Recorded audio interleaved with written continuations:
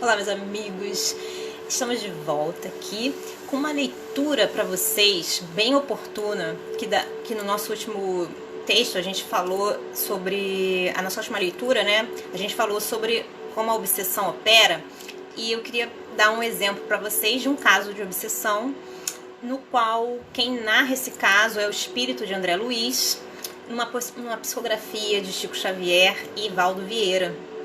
E para dar uma introdução, mais ou menos, para vocês ficarem a par do que acontece, bom, existia uma menina que estava chorando, né, uma menina viva, ela estava encarnada, chorando e refletindo sobre as coisas que aconteceram na vida dela, e o espírito de André Luiz e mais de uma pessoa da família estava observando essa menina, e quando eles estavam dispostos a intervir no choro dela, né, na perturbação que ela estava se sentindo, sucedeu o inesperado. E aí eu vou começar a narrar para vocês, tá? Cláudio batia de leve à porta. Cláudio é o pai adotivo da menina. De certo, incomodado pelo som lastimoso daqueles gemidos de Marita é a filha adotiva, que Marita em vão buscava reprimir. Respiramos confortados, então os espíritos ficam aliviados que o pai adotivo bate a porta, né?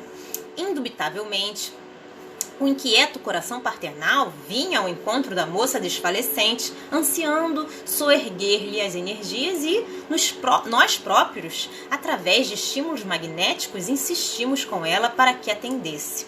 Empregando vontade e forças para vencer a crise de lágrimas, a jovem anuiu aos nossos apelos e cambaleou, desaferrolhando a passagem. Então ela abriu a porta, né? Cláudio entrou, mas não vinha só. Um daqueles dois companheiros desencarnados que lhe alteraram a personalidade. Aí ele está falando dos obsessores do Cláudio.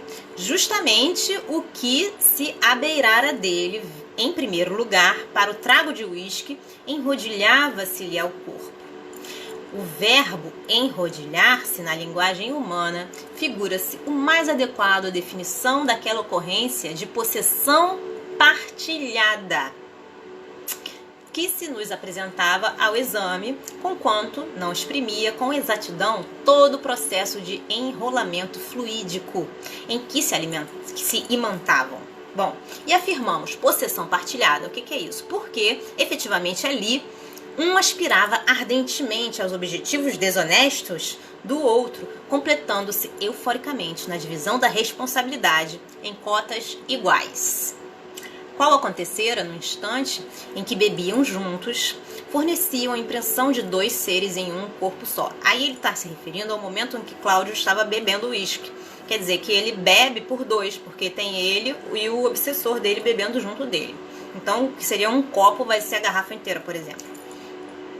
Em determinados momentos, o obsessor afastava-se do companheiro a distância de centímetros, contudo sempre a enlaçá-lo, copiando gestos de felino, interessado em não perder o contato da vítima.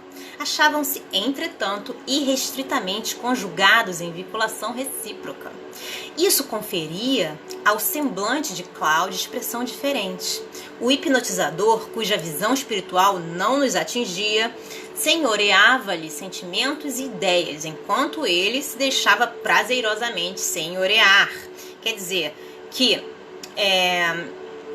o espírito obsessor hipnotiza a pessoa, né? E o espírito obsessor não podia ver os espíritos que estavam ali observando eles, porque o padrão de vibratório é diferente. Então ele não consegue enxergar o André Luiz nem o espírito que está junto com ele, que é da família das pessoas ali. Bom, e quem é obsediado, né, quem está sofrendo a hipnose, deixa-se prazerosamente senhorear.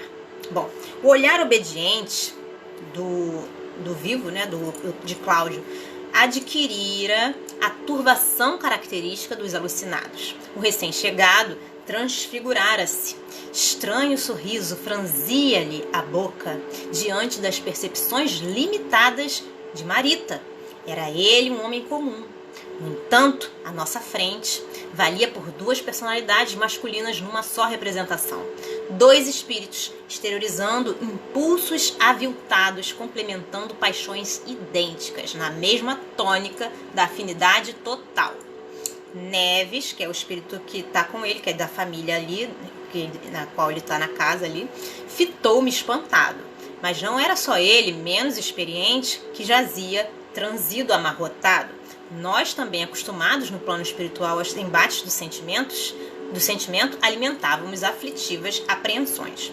Aquele quarto, dantes povoado pelos devaneios doridos de uma criança, metamorfoseara-se em jaula, onde Cláudio e o vampirizador, singularmente brutalizados pelo desejo infeliz, constituíam juntos uma esfera astuciosa, calculando o caminho mais fácil de alcançar a presa. Um clarividente reencarnado, que contemplasse o dono da casa naquela hora, vê-lo-ia noutra máscara fisionômica. A incorporação medianímica, espontânea e consciente, positivava-se em plenitude selvagem. O fenômeno da comunhão entre duas inteligências, uma delas encarnada e a outra desencarnada, levantava-se, franco ainda. Assim, desdobrava-se tão agreste quanto o furacão ou a maré, que se expressam por forças ainda desgovernadas da natureza terrestre, não obstante a ocorrência, do ponto de vista humano, efetivar-se na suposta mudez do plano mental. Para nós, porém, não se instituíam apenas as formas pensamentos, dando conta das intenções libertinas da dupla animalizada, com estruturas, cores, ruídos, movimentos correlatos. Amedrontava-nos igualmente escutar as vozes de ambos em diálogo, claramente perceptível. Então, os espíritos estão dizendo ali que eles conseguiam ouvir o diálogo dos dois, que é um diálogo mental. As palavras escapavam do crânio de Cláudio, aparentemente silencioso para a filha adotiva, qual se a cabeça dele estivesse transfigurada numa caixa acústica de aparelho radiofônico. Magnetizador e magnetizado denotavam sensualidade do mesmo nível. Refletindo na corrida à garrafa, momentos antes avaliávamos o perigo aberto à menina indefesa. A diferença ali é que Cláudio ainda encontrava recursos a fim de parlamentar dentro da hipnose. Hipnose que ele, aliás, amimalhava. Discorria o obsessor como vendo, no intuito patente de arruinar-lhe os restos do escrúpulo, através da emoção. E aí eles vão narrar o que o obsessor falava. Agora sim, o amor, Cláudio, é isto. Esperar por vezes anos a fio para dominar a felicidade num simples minuto. Existem mulheres aos milhões, entretanto, esta é a única que nos poderá enfim aplacar a sede. Pontos de apoio alongam-se em toda parte, mas o pássaro viaja, léguas e léguas, suspirando por descansar na penugem do próprio ninho. Na fome física, todo alimento serve, mas no amor a felicidade é semelhante ao aro de que o homem possui a metade e a mulher detém a outra. Para que a euforia vibre perfeita no círculo, é imperioso que as metades sejam da mesma substância. Ninguém alcança a fusão de um pedaço de ouro com um pedaço de madeira. Paganini tocou numa corda só. Entretanto, a corda se harmonizava com ele. Jamais arrancaria no mundo o menor sinal do próprio gênio se apenas dispusesse para o violino das cordas de cânhamo.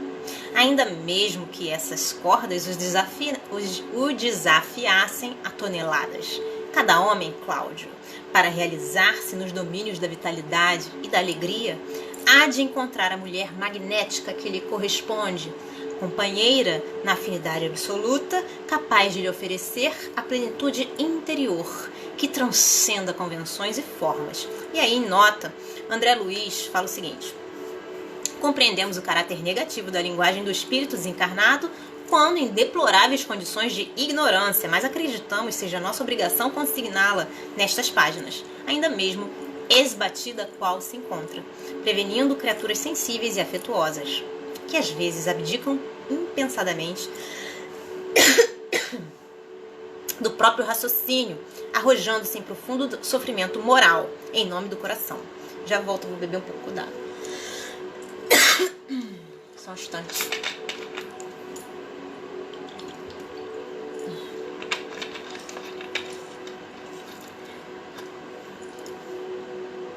Bom, e aí, André Luiz fala o seguinte: pausava-se a voz por segundos para continuar suplicante, proclamando sofismas arguciosos.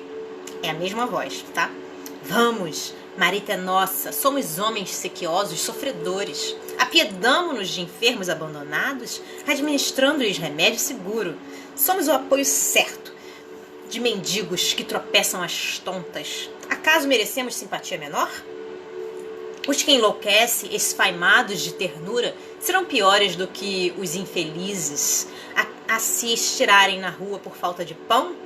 Você, Cláudio, tem amargado, angustiosa carência.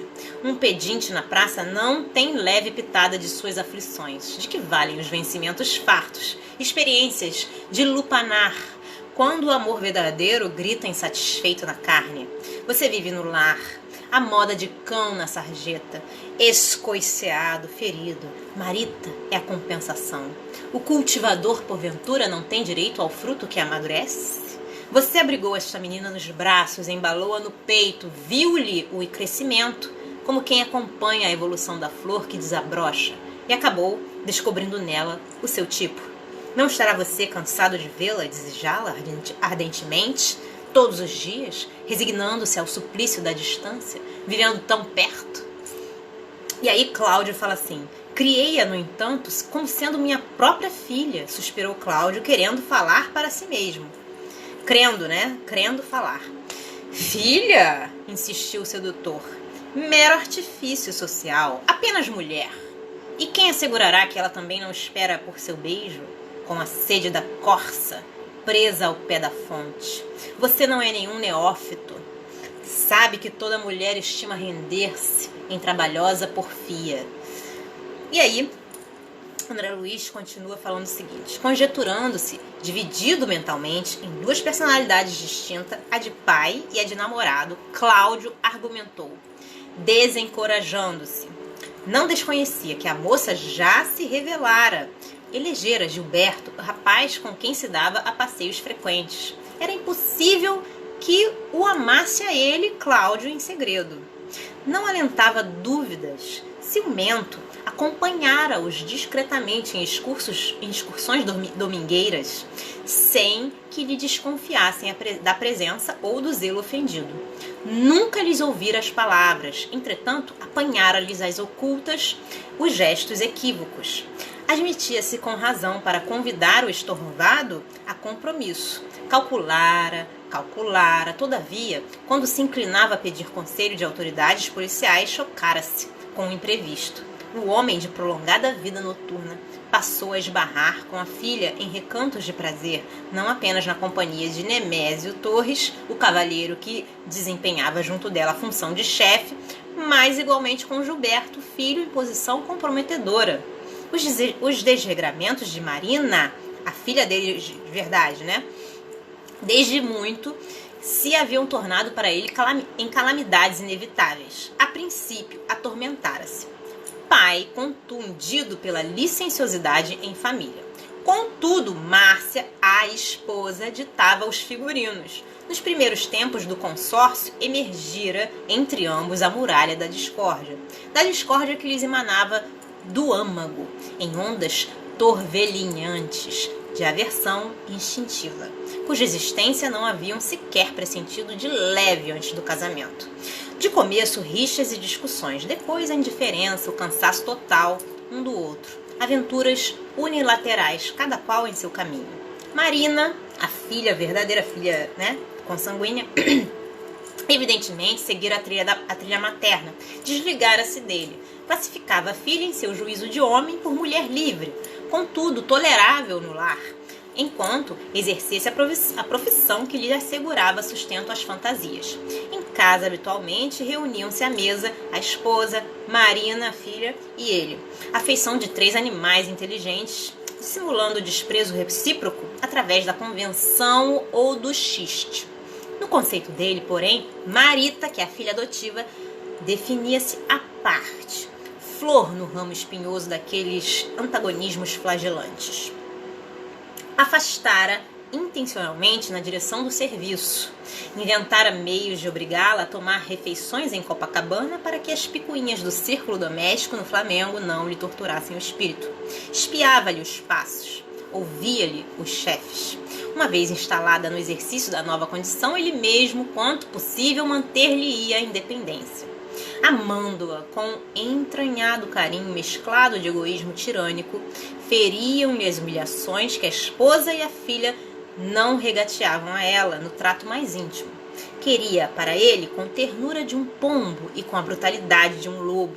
Não concordava lhe dessem a beber afronta ou sarcasmo. Tais atitudes acabaram revestindo-a de liberdade mais ampla que Marita utilizava no culto afetivo a Gilberto, de vez que, por vocação, se distanciava de festas.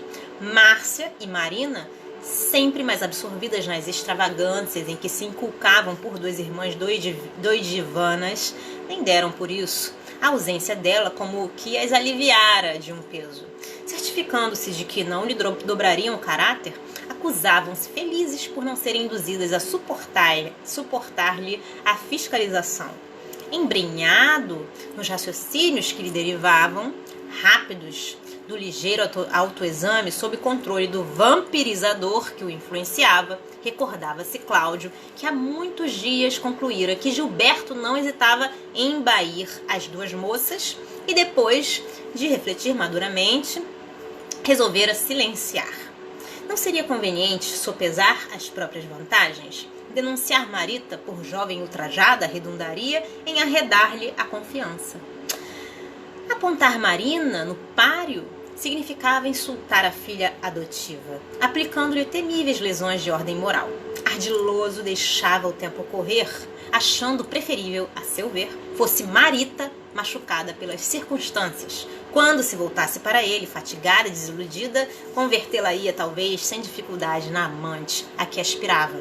Engodado pelo interlocutor, que lhe era invisível, enfileirou as reflexões apressadas que lhe vinham à mente. No entanto, assoprado agora por ele, deixava-se iludir por imaginosa expectativa, formulando-se outra espécie de inquirições. Envolvido nas sutilezas do obsessor, esmerilhava o próprio íntimo, tentando saber se estava sendo inspirado com segurança naquela hora. Andaria enganado? Acaso Marita entregar-se-ia a Gilberto pensando nele, Cláudio, de quem se afastava por escrúpulos de consciência? Semanas havia, fizera-se a jovem mais esquiva. Estranhara. Dar-se-ia o fato de recolher-lhe telepaticamente as apreensões ou deliberara fugir-lhe de propósito, a fim de ocultar a simpatia amorosa que possivelmente lhe impelia o coração de mulher a querê-lo. Ele mesmo fornecia ao perseguidor a argumentação com que se lhe arruinava a resistência. Até ali trancara bem ou mal diante da jovem os sentimentos que lhe transbordavam do peito. Não chegara, porém, aos limites do enigma? Caber-lhe-ia sofrear-se até a loucura? O hipnotizador, em cujo semblante podia ler a desmesurada sede de volúpia, sorriu satisfeito e sussurrou mentalmente, ganhando preponderância. Cláudio, compreenda. Iniciativa em assunto de amor não é passo feminino. Velho rifão. Laranja à beira da estrada não tem preço, disse um filósofo. Prazer sem conquista é bife sem sal. Adiante, adiante.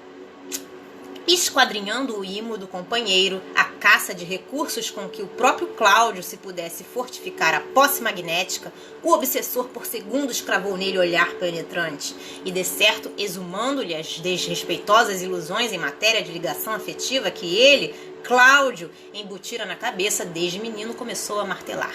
Cigarro.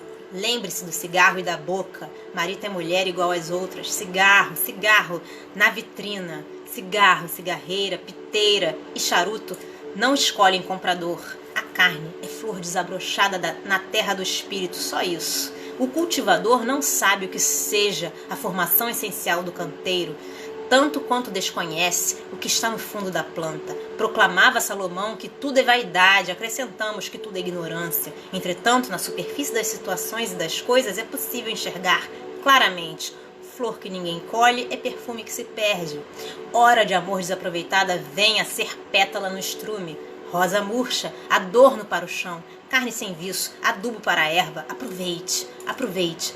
Percebíamos que o desencarnado não era simples dipsomaníaco, que o álcool apenas lhe constituía porta de escape, de vez que as palavras que selecionava para aliciar a influência e o jeito astucioso de sensibilizar o parceiro antes de empalmar-lhe o raciocínio demonstravam técnicas de exploradores consumados nas paixões humanas. Aquele perseguidor não era vagabundo acidental. O anseio incontido com que impelia Cláudio para a jovem e a expressão com que a fitava apaixonadamente pareciam chegar de muito longe. Mas a ocasião não comportava investigações de retaguarda. O momento reclamava atenção. Necessário contornar obstáculos, improvisar medidas socorristas que protegessem a triste menina desarmada. O excêntrico dueto prosseguiu entre os dois amigos que se entendiam sem concurso da boca. O magnetizador pressionava, o magnetizado resistia. Por fim, Cláudio avançou 2 passos, quase vencido. Ideias, contradições, estímulos e arrebatamentos abalroavam-se-lhe violentamente no espaço estreito do crânio. A terrível batalha interior de alguns instantes esmorecia. A natureza animal ampliara domínio. O sedutor desencarnado rematava a obra. Não mais a gritaria de espírito, não mais o entrechoque das mudas ponderações entrecortadas a esmo. Sim, seduzia transtornado. Ele era homem, Marita incontestavelmente mais jovem, não passava de mulher, não lhe cabia, portanto, diminuir-se. Ela chorava, ele podia acalentá-la, aquecer-lhe o coração.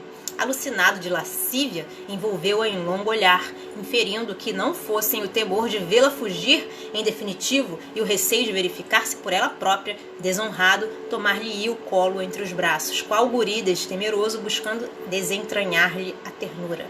Entretanto, os derradeiros arrazoados esmaeciam, esbarrondara-se dentro dele a última trincheira que lhe cerceava os impulsos. Sujeitou-se de toda a direção do vampirizador que o comandava.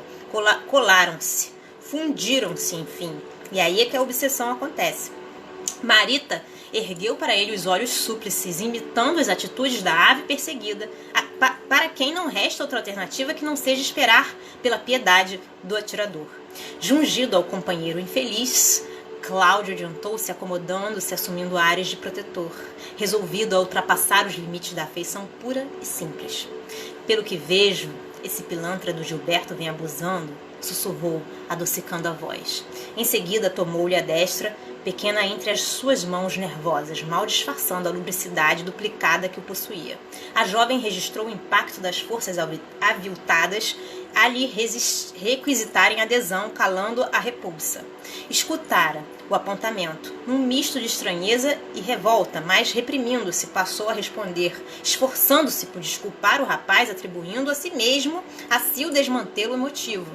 Entretanto, à medida que o pai adotivo dilatava a liberdade das atitudes, apagava-se-lhe a energia para a conversação, até que silenciou, como se o interesse ao redor do problema houvesse desaparecido de chofre. E num átimo realinhou a mente as impressões amargas dos tempos últimos. Assinalara, havia meses, a reservada mudança no trato paterno. Desconcertava-se ao perceber que Cláudio demorava sobre ela o olhar insistente. Amedrontara-se, reagira, porém, energicamente contra si mesma. Consagrava-lhe o respeitoso amor de filha reconhecida e não lhe cabia conspurcar sentimentos sempre mantidos imáculos desde a intimidade da infância. Opusera-se à suspeita, lutara, não queria aceitar-se visada por ele sob a inspiração de qualquer propósito menos digno. Ainda assim, por mais brandisse argumentos contra si própria, inexplicável sensação advertia-lhe o espírito, exortando-a a policiar as maneiras com que Cláudio agora a cercava. Pelos motivos mais fúteis, exagerava cuidados, multiplicando frases de dúbio sentido. Torturada pela dúvida, afirmava a sua desconfiança e desdizia-se intimamente. Naquele instante, porém, o instinto de defesa sentenciava prudência, segregava-lhe vigilância, pressentindo em espírito a presença do outro, arregimentou sem querer todas as forças na posição de alarma. O contato de Cláudio comunicava-lhe insegurança. Batia-lhe o coração desritimado ao senti-lo ensaiando meios de enlaçar-se a ela, ávido de carinho. Não negue, filha, entaramelou-se o pai, um tanto trêmulo. Não desejo contrariá-la, mas venho analisando. Você não nasceu para esse menino tão caprichoso. Compreendo você. Não sou apenas seu pai pelo coração, sou também seu amigo. Esse rapaz... Marita cobrou o ânimo e, antecipando-se-lhe as ilações reticenciosas, explicou ingenuamente que amava Gilberto, que lhe hipotecava a confiança, que o pai estivesse tranquilo, e acentuou, sorrindo quase, que as lágrimas daqueles minutos não se reportavam a qualquer desgosto, e sim a indisposição orgânica indefinível. Deduziu, de relance, que seria justo desvelar-lhe mais ampla zona da alma, anulando mal-entendidos do nascedouro, e intencionalmente prosseguiu confidenciando a expor-lhe com lealdade a expectativa com que aguardava o anel esponsalício determinada a medir as reações de Cláudio, a fim de orientar, sem tergiversações, a própria conduta. Atrapalhava-se, todavia, ao consignar-lhe a indignação pintada no rosto. Na meia luz do quarto, podia ver-lhe a face congesta nos esgares da ira. Compreendeu que a borrasca daquele espírito voluntarioso se mostrava prestes a estalar. No entanto, continuou apresentando razões para colher reações. E a explosão do interlocutor não se fez demorar. Cerrando os punhos, Cláudio cortou-lhe a conversa, exclamando irritado: Percebo, mas não precisa amassar-me. Estimo, porém, que você me conheça melhor o devotamento. Avançando na intimidade, qual se aspirasse a enredá-la no próprio hálito, continuou agindo por si e pelo outro. Na queixa primorosamente lavrada: Filha, é necessário que você me ouça, que me entenda. E assaltando-lhe a emotividade para esbater-lhe a resistência: Você não desconhece o que sofro. Imagine a tragédia de um homem que morre, a pouco e pouco desolado, sozinho, de um homem que dá tudo sem nada receber. Você cresceu vendo isso, infelicidade, solidão. É impossível que não se condoa. Esta casa é meu deserto. Chego esfaldado diariamente, sem achar mão amiga. Márcia, embora quarentona, vive de jogatinas, de festas. Você está moça, inexperiente, mas deve saber. Desculpe-me o desabafo, mas os próprios amigos me lastimam o drama. Estará você em condições de avaliar os conflitos de um pobre diabo algemado, a companheira de vida irregular? Ela, porém, não me fere com isso. No começo o corte sangrava, mas o coração calejado não sente. Habituei-me a detestá-la, dar-lhe o dinheiro que exige, para que suma depressa. É hoje o que me consola. Por outro lado, Marina, cujo afeto poderia proporcionar-me algum reconforto, faz empenho de humilhar-me, como com a própria devassidão. Sou um homem falido. Dias surgem nos quais me reconheço o palhaço mais desditoso da terra. Neste ponto, sob o governo do obsessor, a voz do Cláudio entravara-se na garganta. Alterara-se de todo comovido na aparência. Com isso, amolgara-se a jovem sinceramente compadecida e, concluindo que atingir o alvo a que se propunha, acrescentou exaltado: Só você, somente você me prende ao lar infeliz. Ainda agora, o banco me propôs excelente comissão em Mato Grosso, entretanto pensei em você e desisti. Por você, filha, tolero os insultos de Márcia, as ingratidões de Marina, os dissabores da profissão, os aborrecimentos cotidianos. Conseguirá você compreender? A moça suspirou, diligenciando expulsar de si as vibrações de sensualidade com que a dupla lhe envolvia a cabeça, e falou calma: Sim, papai, entendo as dificuldades que são nossas. Nossas, repetiu ele, ganhando novas energias para chegar à meta. Sim, minha filha, as dificuldades são nossas, mas é preciso que você saiba que nossas também devem ser as esperanças e as alegrias. Anseio pelo instante em que você me veja não exclusivamente por pai. Atentando no olhar da infortunada menina, que se tocara de imenso espanto, acentuou num supremo esforço por revelar-se: Marita, pareço um velho, mas você me fará jovem. O coração é seu. O obsessor, com trejeitos de lascívia, prelibava o lance final. Marita, no entanto, percebendo a intenção inequívoca do homem apaixonado que arrojava o rosto maduro e bem tratado sobre o dela, intentou recuar. Não, gemeu suplicante ao sentir-lhe o hálito. Cláudio, porém, cujas forças jaziam somadas à valentia do outro, enlaçava-lhe o busto, copiando o procedimento de um jovem mal comportado, qual se houvéssemos combinado previamente a defesa. E aí é o espírito falando que Neves, que é o espírito da família, que está ali protegendo a família, e ele, Neves e eu, saltamos na direção dela, ofertando-lhe as mãos para que pudesse arrancar-se. E a vítima, querendo apoiar-se nos próprios recursos, conseguiu levantar-se num prodígio de ligeireza, estacando à frente dele, que a fitava agora com uma expressão desconfiada de um animal repentinamente ferido. Papai, não me faça mais infeliz, poupe-me a humilhação. O dono da casa, ao impacto da recua imprevista, pareceu desligar-se do amigo desencarnado, lembrando a fera que se desvencilhasse de inopino do encantamento mantido pelo dominador. Entretanto, o parceiro trazia uma carga de paixão vigorosa demais para desistir facilmente. Retomou impetuoso o próprio domínio, a ponto de antepor a máscara fisionômica ao semblante de Cláudio.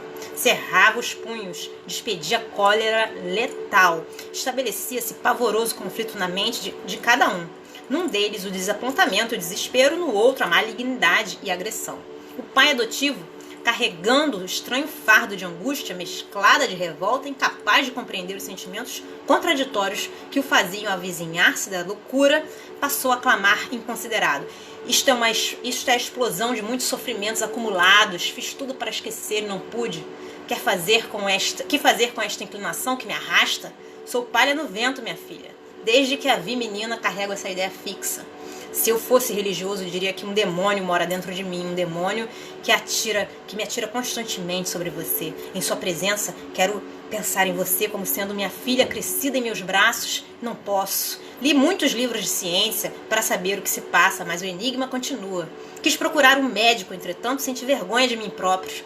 É só você que eu vejo em tudo. Odeio Márcia, desprezo Marina, tenho acalentado a esperança de uma viuvez que nunca chega, a fim de oferecer-me a você sem condições. Tenho ciúmes que me afogam a alma em labaredas. Detesto esse rapaz leviano inconsciente. A voz de Cláudia amaciara-se, adquirindo um tom lacrimoso. Identificava-se-lhe o abalo sentimental. O perseguidor duplicou em desprezo tudo o que ele exprimia em emotividade, provocando inesperada reviravolta. O pai enternecido deu lugar a um namorado violento. Avinagrara-se a ternura, semelhando calda azedada, revelando súbito transtorno, deitou a filha adotiva a um olhar de escárnio, traumatizando-a de horror, a esbravejar dementado. Não posso humilhar-me assim, você sabe que não sou nenhum tonto. Há 15 dias acompanhei vocês dois a Paquetá sem que me vissem. Segui-lhes o passo descuidado e feliz, como se eu fosse um cão escoiciado pelo destino. Ao cair da noite vi quando vocês dois se enlaçaram, trocando promessas e falando bobagens na ribeira. Arrastei-me no matagal, vi tudo. Desde então enlouqueci. Pelo jeito vocês andam acanalhados há muito tempo. Você que eu supunha intangível, entregue a um menino doido, ingênua, julga que não tenho motivos para expulsá-la? Você imagina que me falta coragem para chamar às contas esse filho de papai rico? Alterando o tratamento paternal de que se valia, rugiu brutalizado. Marita, fique sabendo que você agora não é mais criança, você é apenas mulher. Não passa de mulher. A jovem soluçava, reconhecendo-se descoberta nas mais íntimas nuances da conduta impensada, não ousava erguer a fronte. Neves, que é o espírito da família, incapaz de remover o próprio assombro, abeirou-se de mim, que é o André Luiz, resingando. Você está vendo? Este homem está louco ou desbriado? Temendo-lhe a impulsividade, filo recordar as atitudes ponderosas e cristãs do irmão Félix, informando discretamente que me achava em oração a exorar o auxílio da esfera superior, porquanto ali não dispunhamos de maiores recursos para impedir um assalto passional de penosas consequências. Oração? Chasqueou o companheiro, positivamente desencantado. O companheiro é Neves, ele estava falando com Neves. Não creio que os anjos se ocupem de casos como esse. Aqui, meu amigo, e em outros lugares onde tenho visto muito bicho velho fantasiado de gente, só a polícia. Efetivamente, os anjos pessoalmente não nos atenderam às rogativas silenciosas, enunciadas desde o início da cena desagradável. No entanto, o socorro apareceu. Ouviu-se barulho de ferrolho em ação e alguém penetrou em casa ruidosamente. Sobreveio o choque providencial. Cláudio, em sobressalto, desligou-se do hipnotizador que lhe postou de lado, um tanto desenchabido. Marita cobrou as energias, regressando ao leito, enquanto o chefe do lar se recompunha à pressa. Espantados, notamos, aí os espíritos falando, porém, a surpreendente capacidade de fabulação qual Nogueira dava mostras. Ele próprio, Cláudio, sem qualquer ingerência do obsessor, começou a tramar em pensamento a desculpa com que se justificaria. Agindo quase que mecanicamente, libertou a porta que havia prendido, perspicaz, abriu a janela próxima e de imediato esbelta senhora surgiu, indagando apreensiva. O que é que há? Tratava-se da esposa, que voltara de imprevisto. Dona Márcia alegava susto, asseverando ter ouvido um vozeirão ao chegar. Cláudio, no entanto, repondo a máscara das conveniências, entornou pela boca a versão que inventara, ali naquele momento, diante de nós. Fixou a moça de modo significativo e tranquilizou a senhora, dizendo-lhe com a maior sem cerimônia que chegara a casa, momentos antes, encontrando o gás do fogão a volatizar-se, fechar as saídas que a cozinheira deixara abertas, e exortou a que se lhe chamasse atenção no dia seguinte. Dona Justa, a companheira do serviço doméstico, devia examinar os aparelhos da casa minuciosamente antes de se retirar. Acentuou que, atemorizado, descerrara as janelas, arejando o ambiente. Quando envergava o pijama, aduziu com absoluta seriedade, ali transparecer do semblante, ouvira gemidos agoniados, correu ao aposento das meninas, surpreendendo Marita a gritar inconsciente. Sonâmbula como sempre. Acordara, atarantado, averiguando, porém, que tudo estava em ordem. A jovem, mergulhada na penumbra, cobriu o rosto com lenço para ocultar as lágrimas, abandonando-se à inércia, como se transferisse a cabeça de um sono para outro. A recém-chegada riu-se, sem suspeitar de leve do vulcão que faceava, e qual, se desejasse, compensar-lhe a indiferença. Cláudio, de volta ao salão, esboçou um aceno gentil, convidando Márcia a descansar. Bom, gente, essa foi a nossa explicação de hoje sobre como se dá, a obsessão. Espero que tenha elucidado vocês. Um grande beijo, até a próxima. Deus abençoe. Tchau, tchau.